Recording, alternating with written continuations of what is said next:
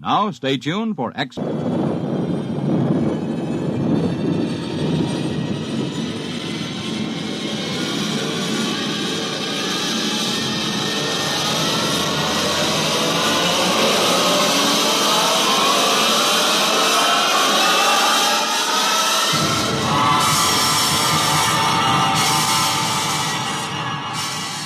From the far horizons of the unknown come transcribed tales of new dimensions in time and space.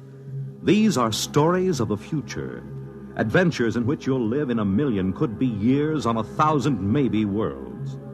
The National Broadcasting Company, in cooperation with Galaxy Science Fiction Magazine, presents X minus 1.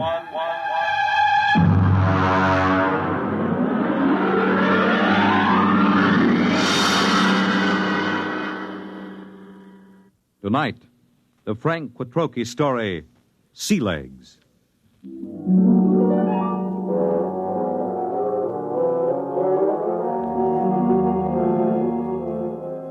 I stood in line at the Grav 1 desk with the old notch service record and tapes in my hand and waited for the board processing clerk to speak. The clerk seemed utterly indifferent to the excitement of the men in the line. I wondered how long he'd been out here on this godforsaken Zone 5 planet. Next. Name? Robert Craig. Occupation? Flight officer. Destination? Earth. Earth? Anything wrong with that? Well, I guess not.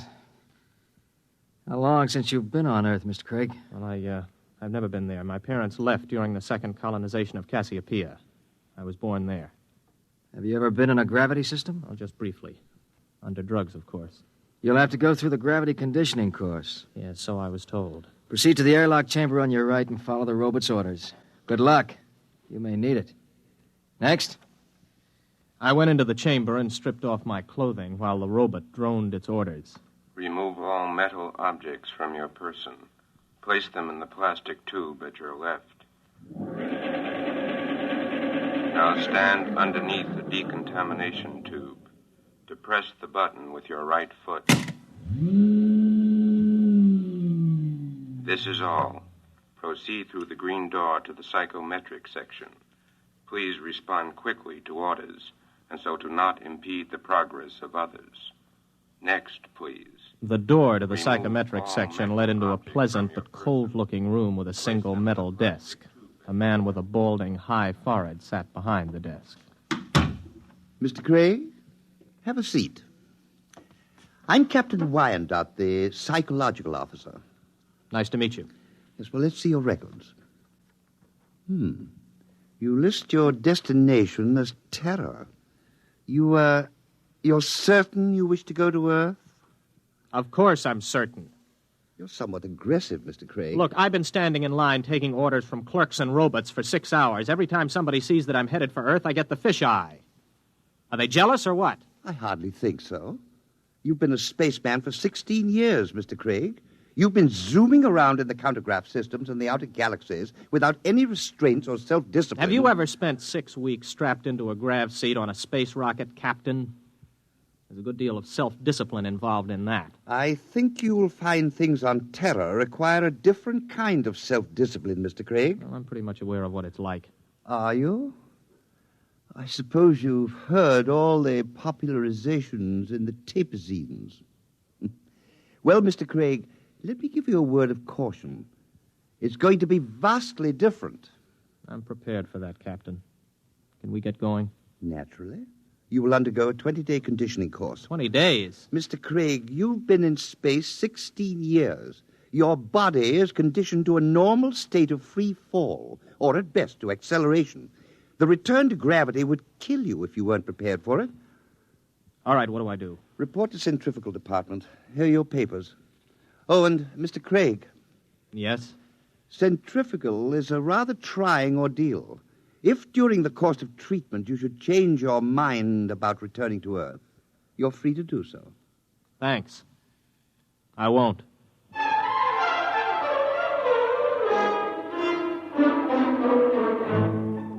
I'd heard about centrifugal, but you can never really know about these things until you experience them. 4 times a day we were whirled around until it seemed as if our insides were too big for our bodies. On the 12th day, it got to be too much for me.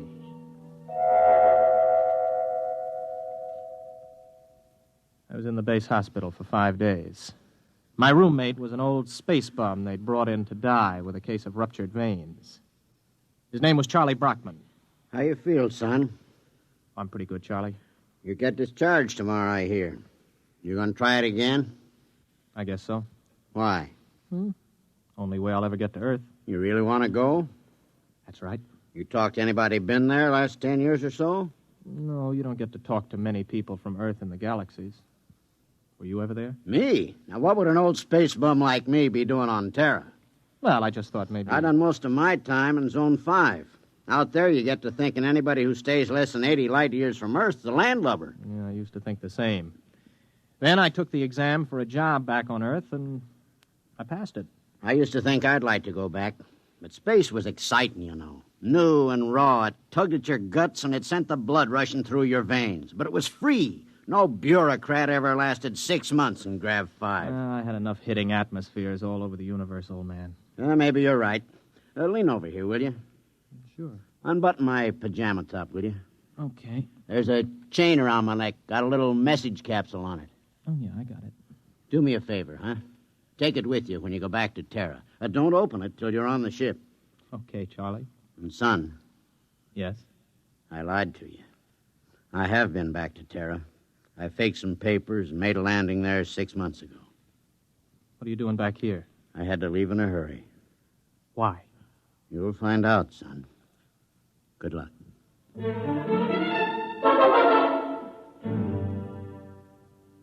Charlie died the next day. A few hours later, I was visited by Captain Wyandotte, the psych officer. How are you feeling, Craig? Okay. You still want to go back to Earth? Yes? You're completely sure you want to live out your life there, to give up space service for it? Look, we've gone through this, Captain. Now, you tell me that spacemen don't settle down on Terra, yet you won't or you can't tell me why. All right, what's the pitch? Does the Space Service need men so badly that they have to make it impossible for us to go back? That, Mr. Craig, you will have to discover for yourself. You have my authorization to complete your conditioning and return to Earth as a private citizen. I wish you luck. You'll need all you can get.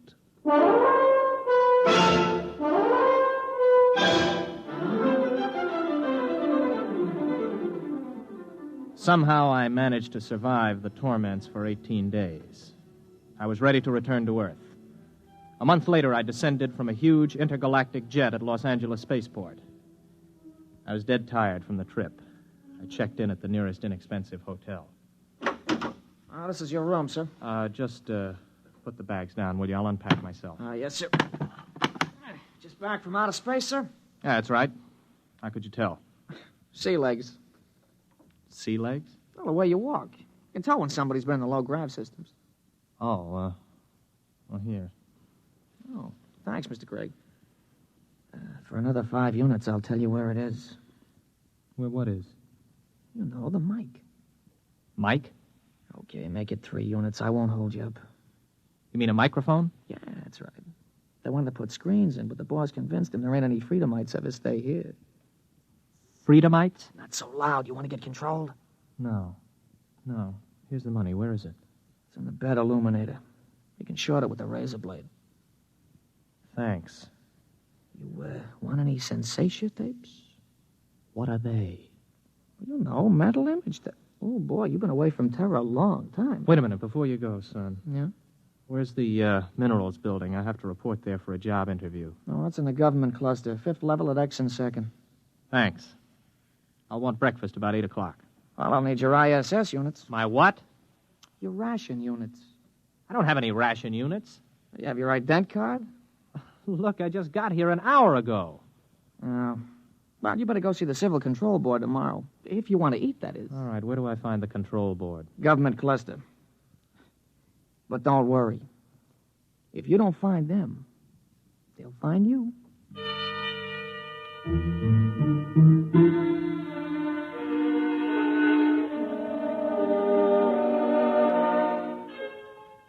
I went to sleep that night with the uneasy feeling that somebody was watching me. It had been a weird day. I hadn't exactly liked it.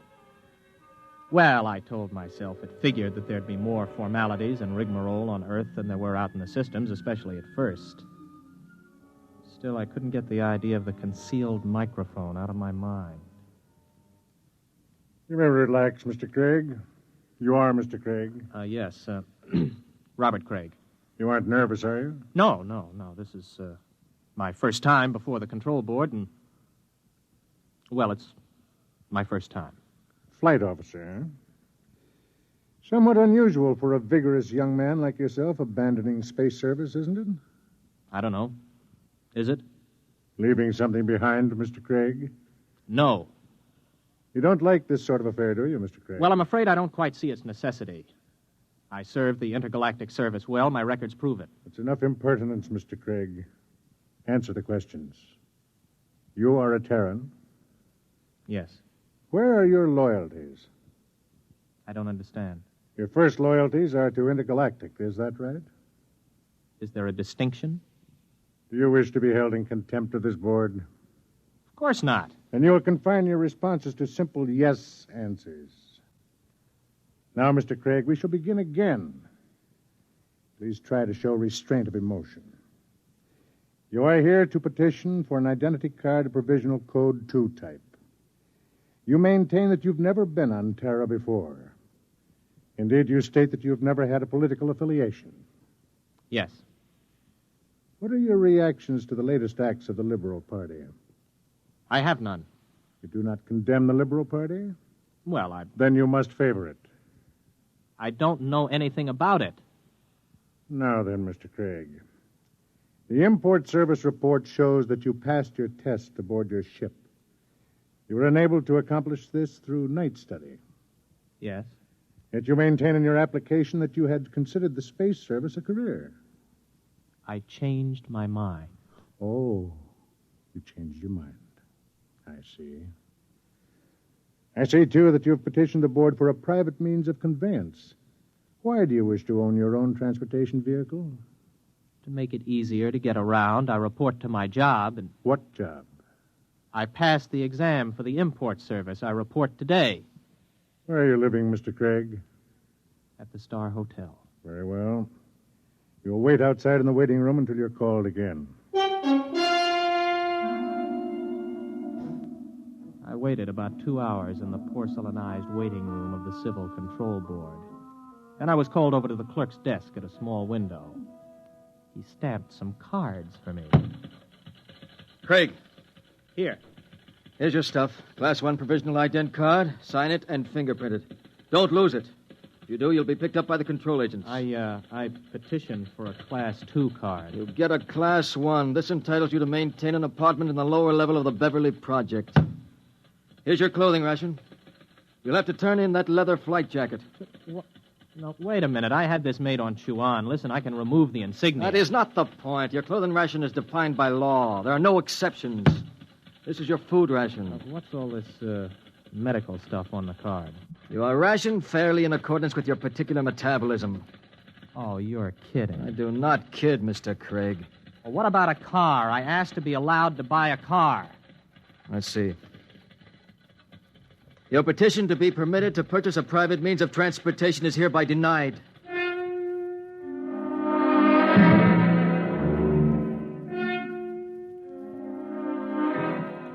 I walked out of the control board feeling like a man who has just come out of free fall into a hypergravity system. Instead of reporting to the import service for my initial job interview, I walked around the city. I don't know how long I walked, maybe an hour, maybe 2. After a while, I came to the outskirts of old Los Angeles. There was a big fence around it and the usual signs. Radioactivity. Beware.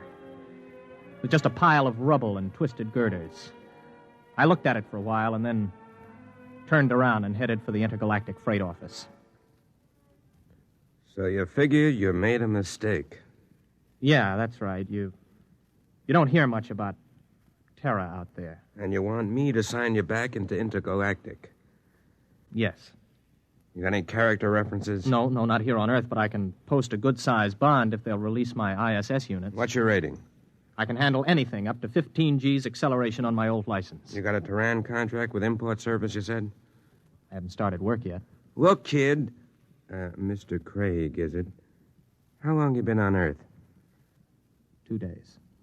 So you're a spaceman. Flight officer, ex-flight officer. You know how to navigate through 4-star zones and the asteroid belt thrown in. You got a license for 15 G's, could get 5 more with a check flight. You got enough brains to pass the import senior router's exam. But you ain't got enough sense to come in out of the rain.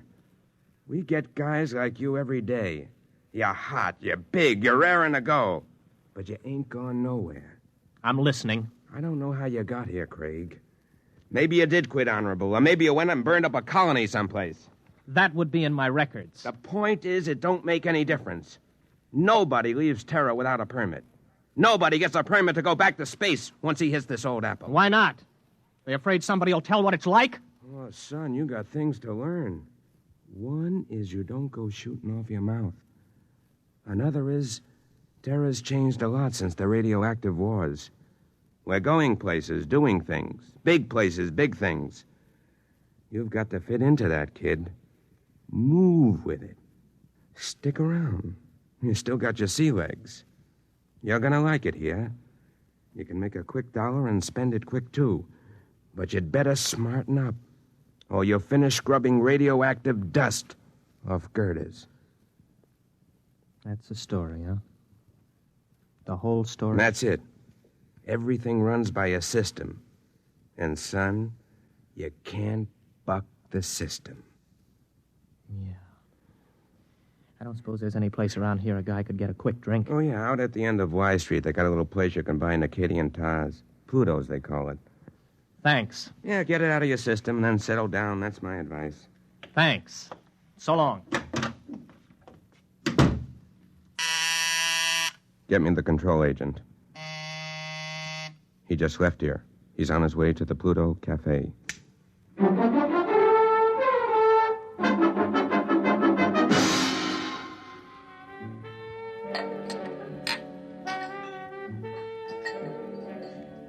Hey, waiter, bring me another drink for the young lady. Now then, where were we? I don't know. In fact, I still don't know why you're buying me free drinks. I told you I want somebody to talk to. You a purist? Or maybe you don't like the brand of sensation tapes they're peddling these days. You know, you don't have a bad face, really, underneath the makeup. I mean, it's a little crooked, but it ain't bad, really. Thanks. Does me pretty good. Well, what's your name? Gloria? Oh, sure, I remember. Gloria! Maybe you had enough to drink. No, not yet. You know, I look around, I see all these people with their faces all froze up like plastic. And I feel like I got to know somebody, or I go out of my mind. So what happens?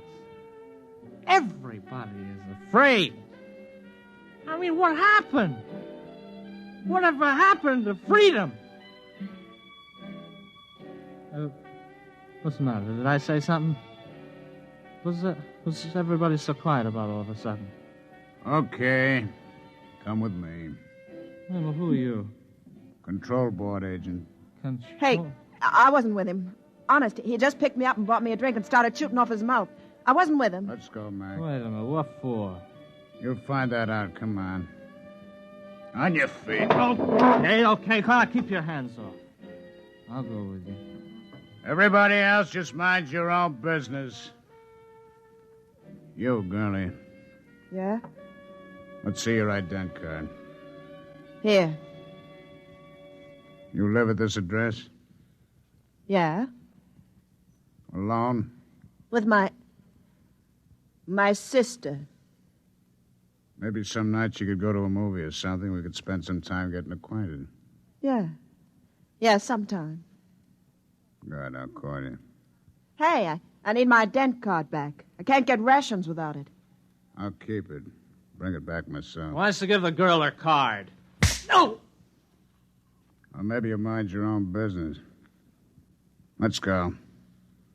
You walk just a little in front of me.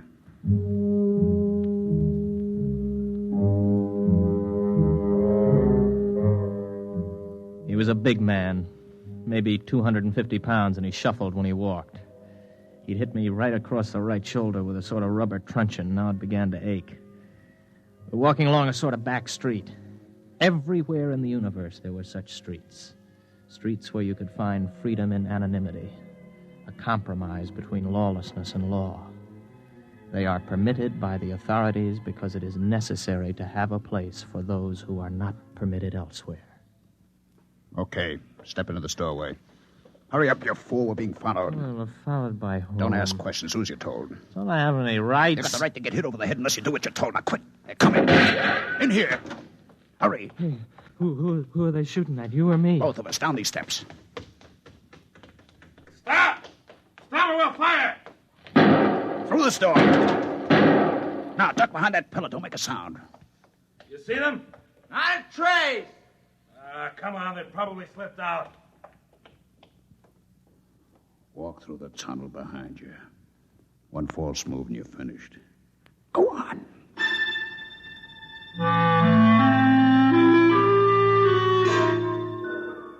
From the direction of the tunnel, I guessed it was part of an old sewage system that led toward the ruined city.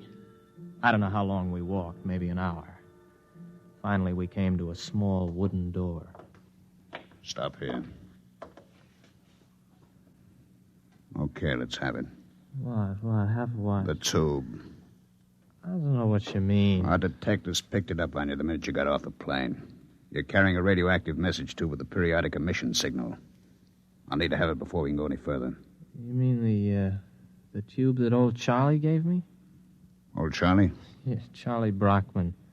The old spaceman who was in the hospital with me. Where is it? I think it's in my pocket. I never even bothered to open it. Do it now. Let me see. Oh, yeah, here it is. Open it.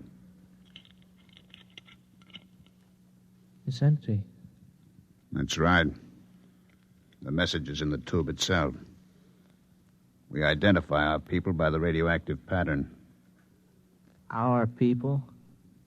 You'll see. Come in. Make it fast. This the one? This is the one. Has he been drugged? He's had PON. A massive dose at the Pluto. Good. Mr. Craig, my name's Cocteau. This is Mr. Brannigan. You're probably quite bewildered about all this.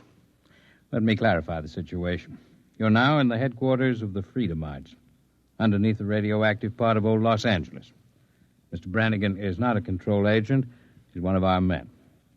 We've been watching you ever since we detected the message tube as your ship was approaching Earth. Now, wait a minute. You guys are Freedomites? That's right. You're pretty illegal, aren't you? Let's say our lives aren't worth a snap of your fingers if we're caught.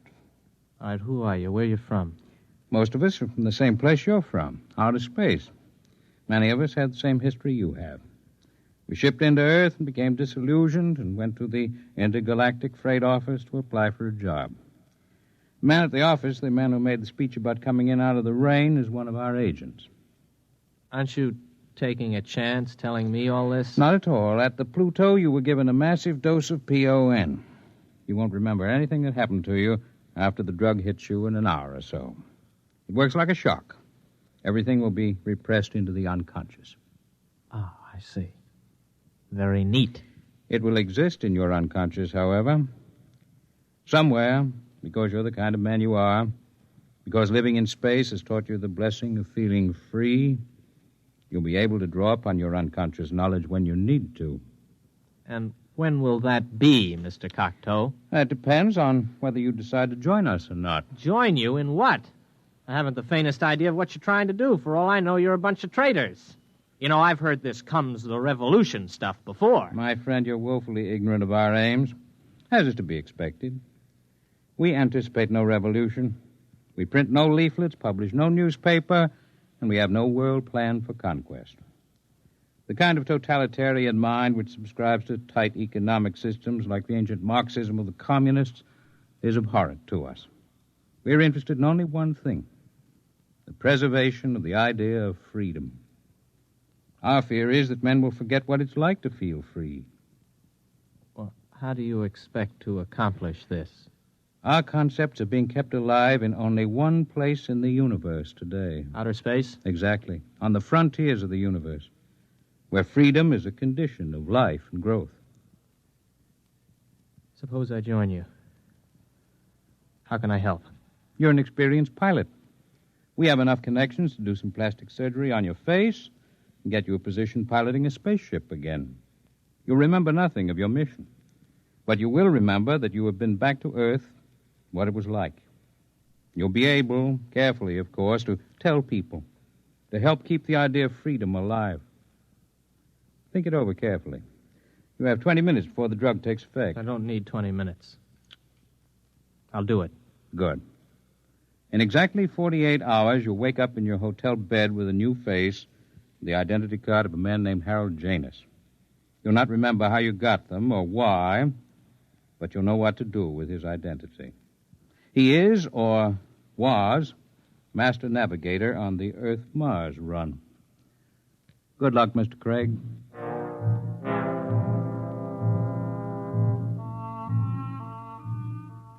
I woke up in the hotel bed, feeling like a man who has hung one on but good. I looked into the mirror and I saw the face of another man. I looked in my wallet and discovered that I was Harold Janus, navigator for Intergalactic, holder of a license for 15 Gs. I wondered where it came from, how I got it, but I asked no questions. This license, this ident card, meant freedom. I walked out of the hotel feeling steady for the first time. I'd gotten my sea legs at last.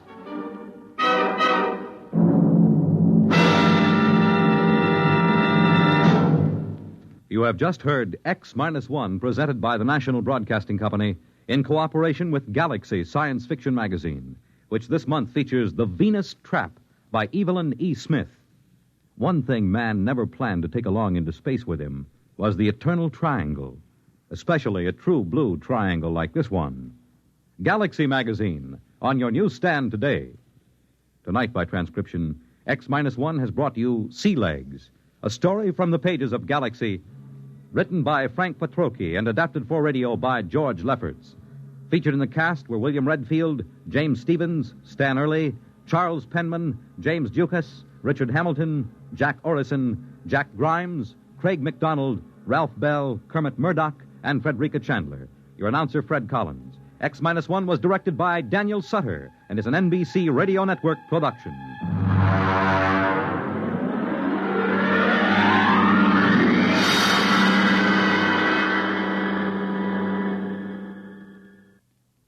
Hear Politics and Primaries, Dateline, Ohio, and Indiana tonight on NBC Radio.